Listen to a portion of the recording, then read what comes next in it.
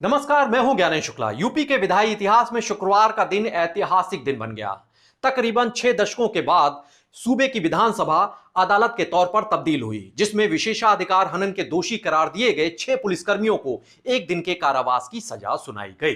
पूरे मामले की नींव पड़ी 15 सितंबर 2004 की कानपुर की उस घटना से, जब बिजली कटौती के खिलाफ बीजेपी के तत्कालीन विधायक सलील बिश्नोई डीएम को ज्ञापन देने के लिए जा रहे थे।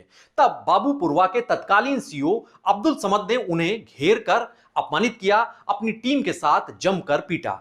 बिश्नोई के पैर की हड्डी टूट गई। इसके बाद 25 अक्टूबर 2004 को विधानसभा में उन्होंने इस जाति की शिकायत की। इसके बाद पीड़ित विधायक सलील बिश्नोई को इंसाफ पाने में 18 साल से ज्यादा का लंबा वक्त लग गया। दरअसल उनकी शिकायत के बाद इस मामले को दिसंबर 2004 में विशेषाधिकार समिति के हवाले कर दिया गया। समिति ने सभी साक्ष्यों का संकलन किया, चश्मदीदों के बयान लिए, सभी पक्षों को सुना। गहन विवेचना के बाद 28 जुलाई 2005 को 6 पुलिसकर्मियों को दोषी करार दिया।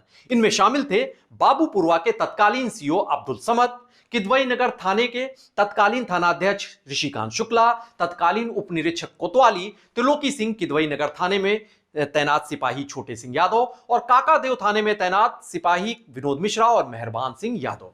हालांकि दोषी करार देने के बाद आगे की कार्रवाई ठप सी हो गई।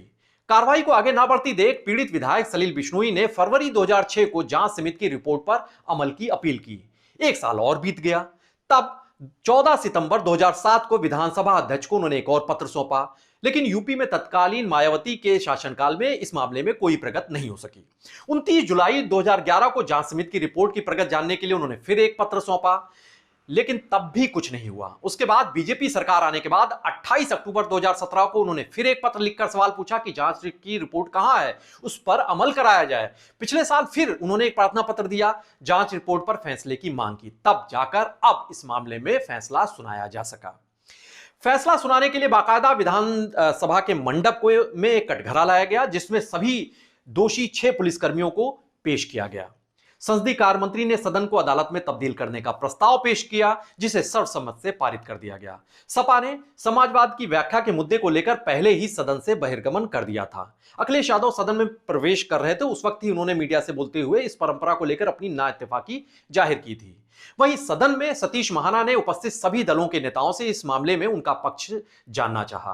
तो बसपा हो, चाहे कांग्रेस हो, चाहे सुबसपा हो, सभी दलों ने ज्यादातर दलों का कहना था कि अध्यक्ष इस मामले में निर्णय लेने के लिए अधिकृत हैं। फिर नैसर्गिक न्याय के सिद्धांत का पालन करते हुए जो दोषी पुलिसकर्मी हैं उन्हें भी अपनी सफाई में बोलने का मौका दिया गया।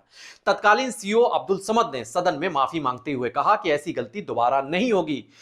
और जब ये कार्रवाई चल रही थी तभी सदन में कृषि मंत्री सूर्य प्रताप शाही ने दोषियों को कम सजा देने और उदारता बरतने की अपील की, जिसका सदस्यों ने विरोध किया। सदन का बहुमत एक दिन से कम की सजा पर राजी होता नहीं दिखाई दिया। इसके बाद विधानसभा अध्यक्ष सतीश महाना ने दोषियों को दिन बदलने तक, यानी रात 12 बजे तक विधानसभा में ही मौजूद सेल में कैद रखने की सजा सुना दी।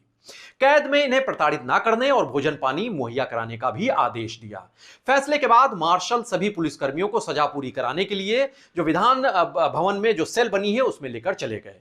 इससे पहले यूपी में कांग्रेस के विधायक नरसिंह नारायण पांडे के विशेषाधिकार हनन के मामले में विधानसभा ने अदालत के तौर पर 19 मार्च 1964 को सुनवाई की थी, जिसमें दोषी करार देते हुए केशव सिंह नाम के शख्स को 7 दिन की सजा सुनाई थी और 2 रुपये का जुर्माना भी लगाया था। वहीं 2 मार्च 1989 को विधानसभा ने तत्कालीन यूपी तराई विकास जनजात निगम के एक अधिकारी शंकर दत्त ओझा को तलब किया था, जिन पर एक सदस्य सदन के हरदेव के साथ दुर्व्यवहार करने का आरोप लगाया गया था।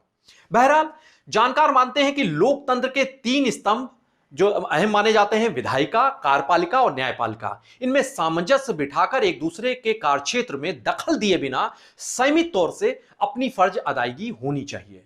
लोकतंत्र की जो मर्यादा है, उसकी गरिमा है, उसकी बहाली ही सर्वोपरि है।